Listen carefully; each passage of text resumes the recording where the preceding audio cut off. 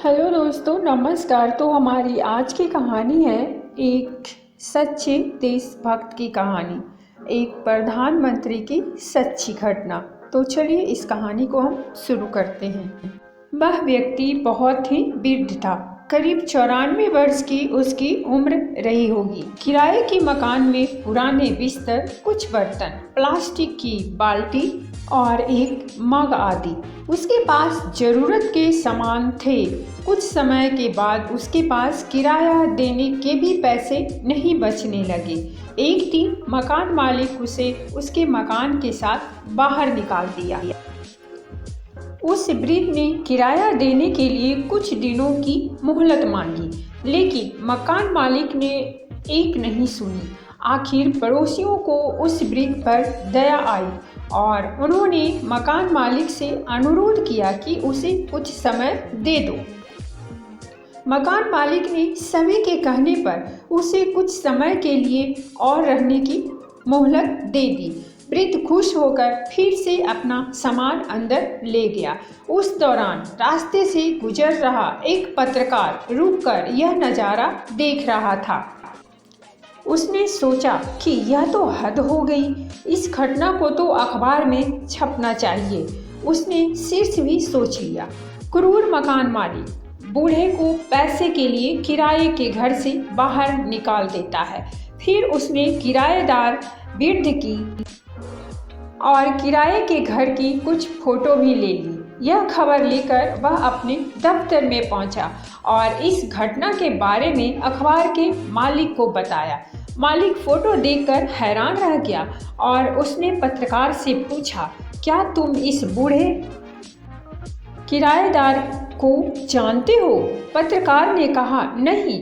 इसके बाद अगले दिन अखबार के फ्रंट पेज पर बड़ी खबर छपी, जिसका शीर्षक था, भारत के पूर्व प्रधानमंत्री गुलजारीलाल नंदा एक दयनीय जीवन जी रहे हैं।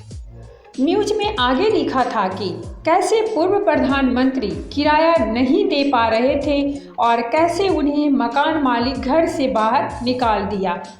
टिप्पणी की थी कि एक व्यक्ति जो 2 बार पूर्व प्रधानमंत्री रह चुका है और लंबे समय तक केंद्रीय मंत्री भी रहा है, उसके पास अपना खुद का घर भी नहीं है।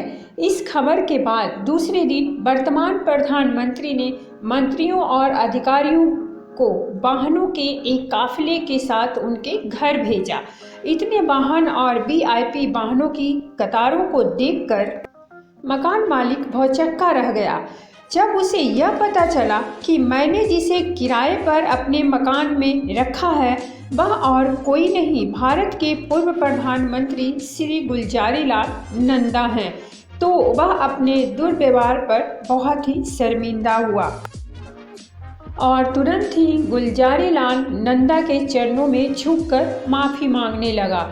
बाद में सरकारी अधिकारियों ने गुलजारीलाल नंदा से सरकारी आवास और अन्य सुविधाओं में रहने का अनुरोध किया, लेकिन श्री गुलजारीलाल नंदा ने कहा कि इस बुढ़ापे में ऐसी सुविधाओं का क्या काम। यह कहकर उनके प्रस्ताव को स्वीकार नहीं किया। गुलजारीलाल नंदा अपनी अंतिम श्वास तक वे एक सामान्य नागरिक की तरह एक सच्चे गांधीवादी बनकर रहे। 1997 में सरकार ने उन्हें भारत रत्न से सम्मानित भी किया। दरअसल गुलजारीलाल नंदा एक स्वतंत्रता सेनानी थे और उन्हें तब 500 रुपये प्रति माह भत्ता मिलता था, लेकिन उन्होंने यह कहते हुए इस रुपयों को लेने से मना कर दिया था कि उन्होंने स्वतंत्रता सेनानियों के भत्ते के लिए लड़ाई नहीं की। बाद में मित्रों ने उन्हें यह स्वीकार करने के लिए विवश कर दिया, यह कहते हुए कि उनके पास इसके अलावा धन का अन्य कोई स्रोत नहीं है। इसी रुपयों से वह अपना किराया देकर गुजारा करते थे। तो दोस्तों, ये थी हमारी आज की कहानी। अगर कहानी अच्छी लगी हो तो प्लीज़ हमारे चैनल को सब्सक्राइब कीजिए, वीडियो को लाइक और शेयर जरूर कीजिए। कहानी सुनने के लिए बहुत बहुत धन्यवाद। मिलते हैं हम एक नई कहानी के साथ।